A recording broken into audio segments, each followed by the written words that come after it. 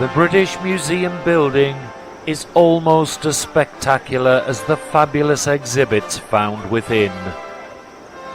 As the world's most visited museum, it has been welcoming guests since it was founded in 1753. It was the first national public museum anywhere in the world. From the beginning, it granted free admission to all studious and curious persons.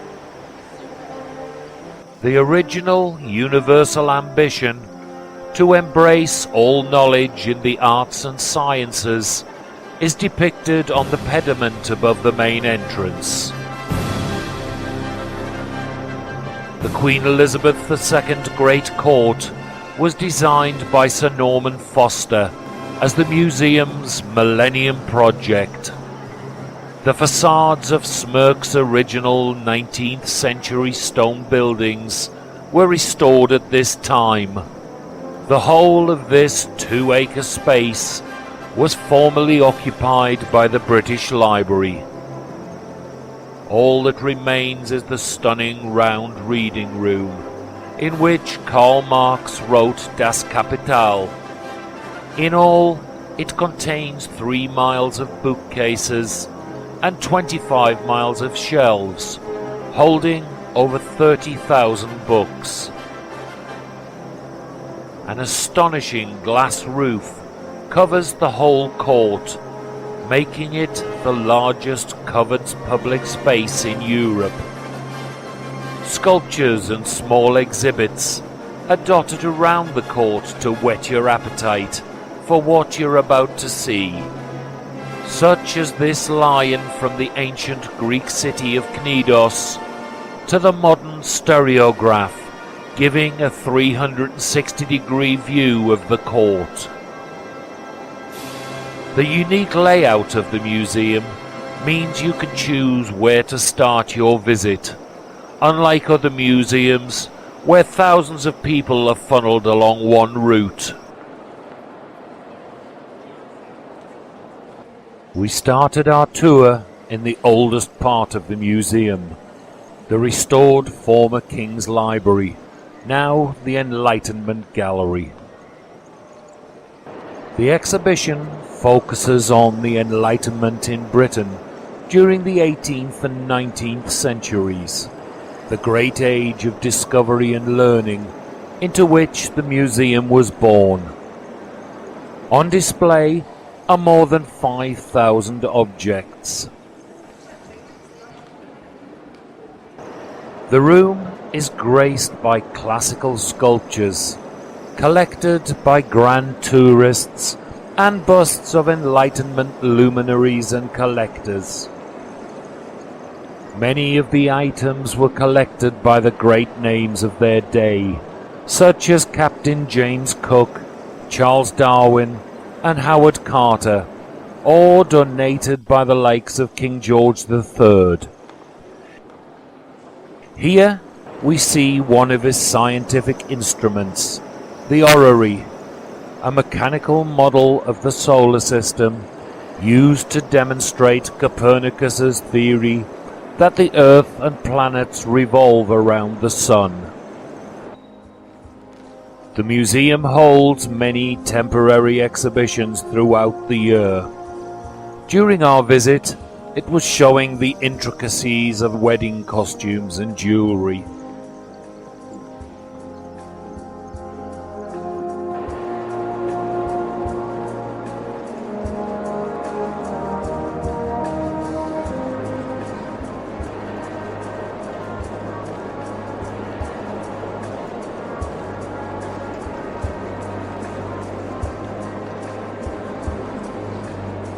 We moved on to the Living and Dying Gallery, where we were met with the sight of a giant Easter Island statue known as Hua Hakanania.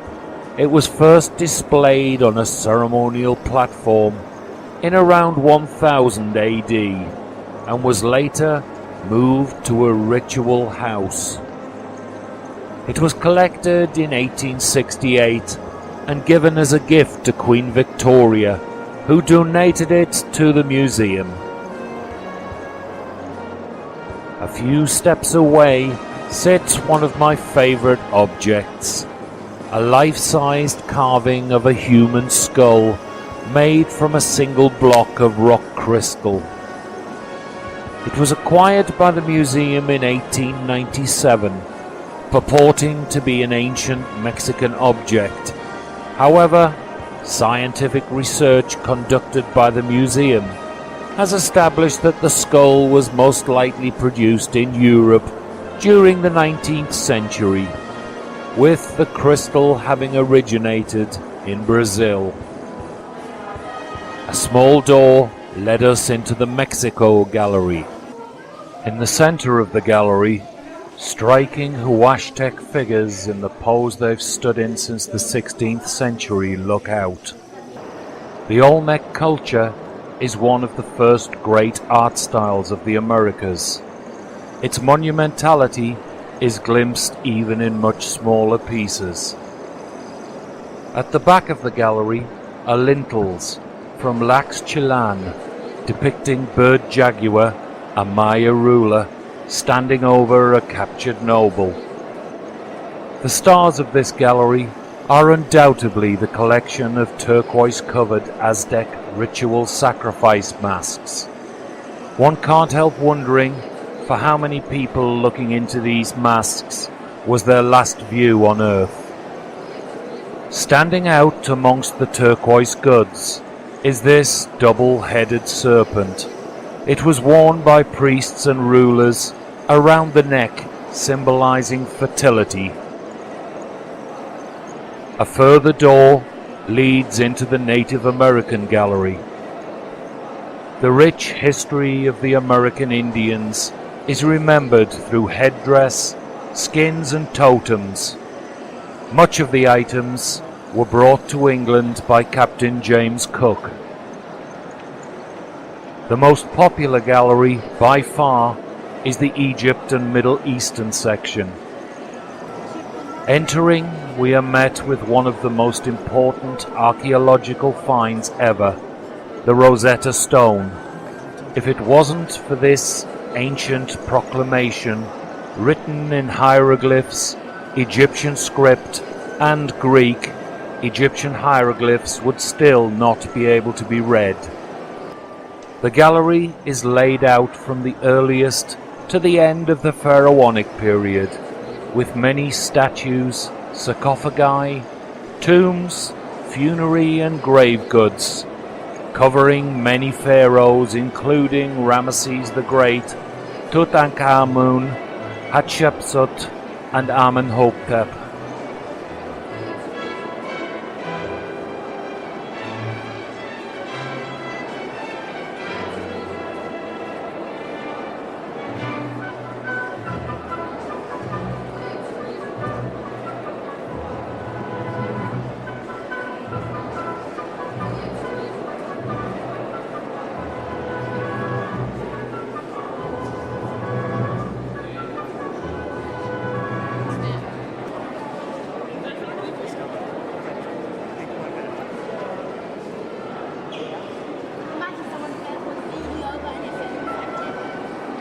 One standout piece is this bronze cat, representing the goddess Bastet, dating from the Roman Egypt period around the year 30 BC. Another major find was this piece of wall. It's known as the King List, a chronological list showing all the pharaohs of ancient Egypt. In the era before mummification and the first dynasties, bodies like this one dating from 3250 BC were dried out naturally in the desert.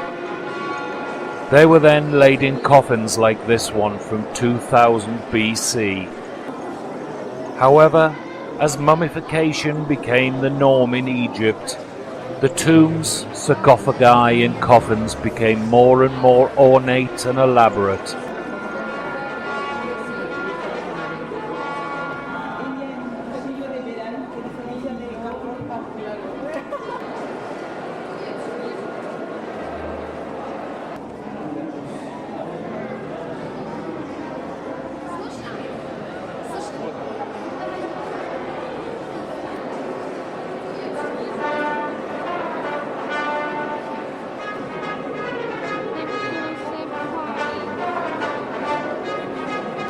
This is the beautiful coffin of a Roman Egyptian called Artemidorus, who died around 110 AD. These gilded inner and outer coffins were for the priestess Henotmayet and date from 1250 BC. Here we see Shabti. These figures were placed next to the mummies in their coffin to assist in the afterlife. Being Egyptian wasn't all about death and building pyramids. This is a 3,000-year-old board game, played a little like drafts. The cabinets are crammed with funerary and temple goods.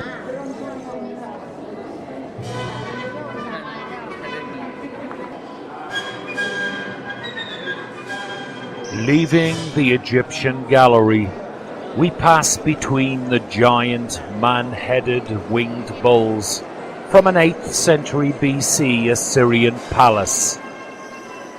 These colossal gateway figures are from Khorsabad, now in Iraq. The museum has 3 pairs of these gate sentinels. I wonder how many people have noticed the bulls have 5 legs, allowing them to be viewed from the front or side. An Assyrian stone carved frieze depicts their victory at the siege of Lachish in 701 BC.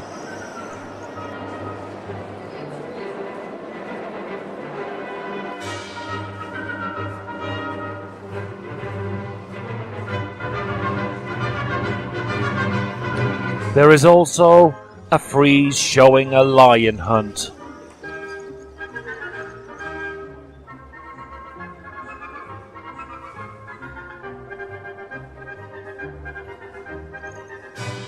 A white marble statue of Aphrodite welcomes us to the Greek gallery. As you would expect, this gallery is laden with classical statues and busts. We followed the development of sophisticated ceramics and their painted decoration, and the emergence of naturalism in sculpting the human form, such as this bust in bronze of the head of Socrates from about 200 BC. Here we see a marble drum column from Ephesus, one of the 7 wonders of the ancient world. This is the reconstruction of the Nereid monument from Xanthos in Nicaea, southwest Turkey. The tomb of a local ruler, it is decorated with sculptures in the Greek style, including the windswept Nereids, daughters of the sea god Nereus. Ahead of us are the friezes, metopes and pediment sculptures of the Parthenon, known as the Elgin Marbles. They form one of the greatest surviving achievements of classical art, illustrating both myths and historical events. They are one of the museum's most controversial exhibits. Between 1801 and 1805, Lord Elgin began removing the marbles, with the permission of the Greeks, and transporting them to London. The Greeks now, understandably, want them back.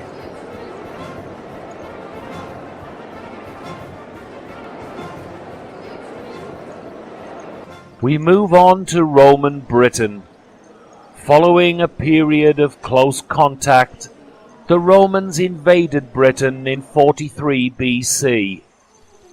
On display are finds from the hoards found at Thetford, Hoxne, and the forts of Hadrian's Wall.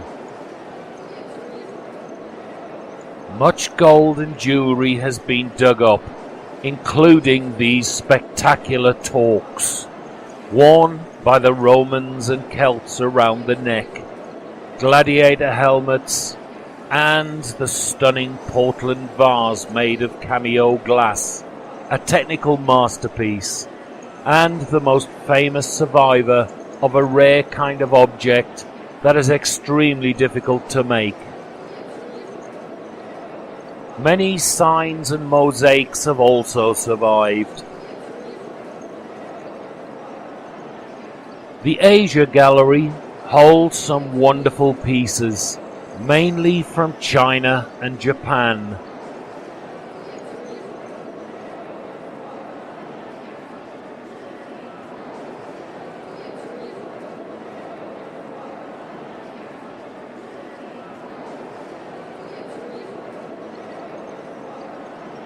Clockwork and Time showcases the best of clocks, watches and wind-up items. One of the finest is the magnificent carillon clock of Isaac Habrecht, made in 1589.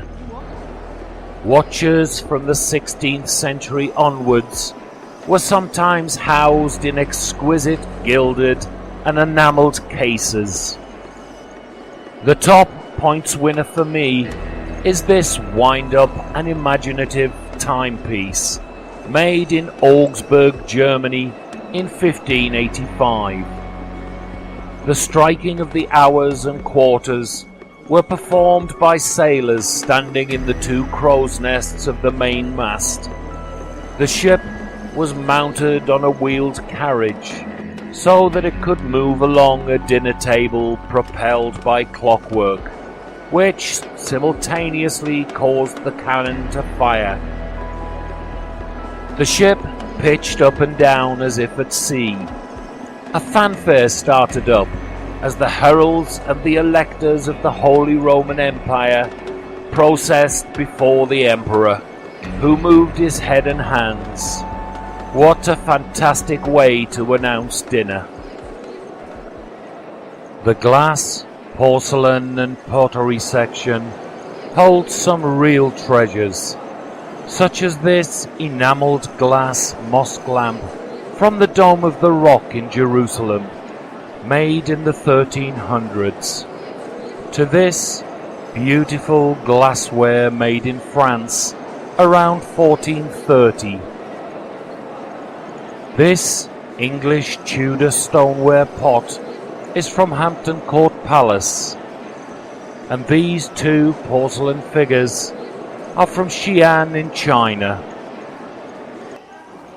The quality of the exhibits in the European and British galleries are jaw-dropping, from conquistadors' helmets to ornamental vases, classical busts, through to magnificent gold and silverware.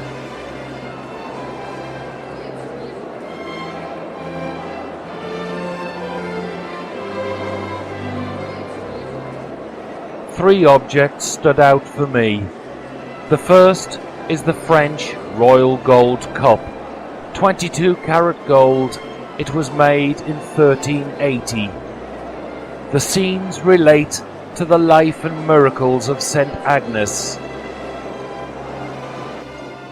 The second is again solid 22 karat gold, is English, dating from around 1797. It was made by Humphrey Repton. It's known as the Gold Portland Font. The final of my three choices is the Frank casket from the 8th century, made entirely of whalebone. It is decorated with Christian, pagan, and runic inscriptions.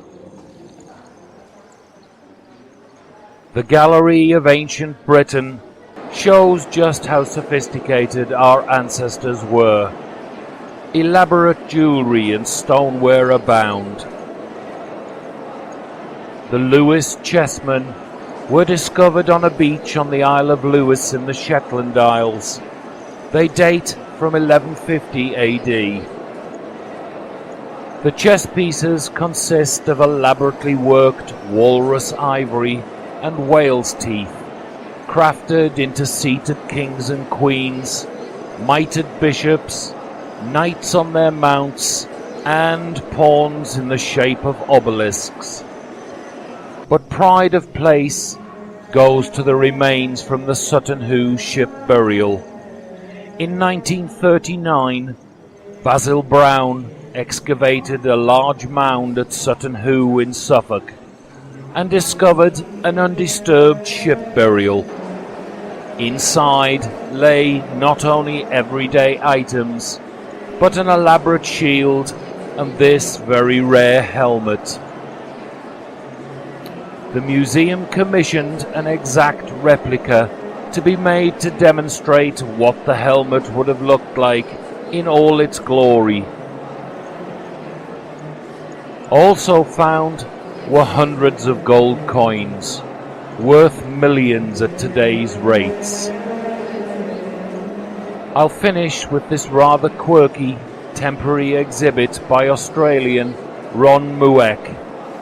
This massive sleeping self-portrait was made in 2002. It is so spookily realistic.